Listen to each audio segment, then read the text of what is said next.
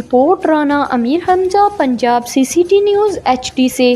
سابق وفاقی وزیر و سینئر رہنما پاکستان مسلم لیگ نون خواجہ سعد رفیق صاحب کا مظفر گڑھ کے سیلاب سے متاثرہ علاقوں کا دورہ۔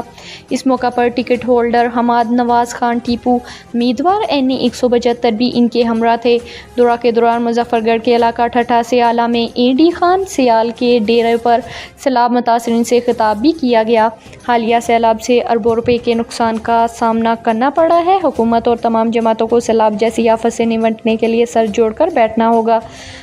متاثرین کی بحالی کے لیے امدادی پیکیج کا بھی اعلان کیا گیا۔ رپورٹ رانا امیر حمزہ، پنجاب CCT نیوز HD۔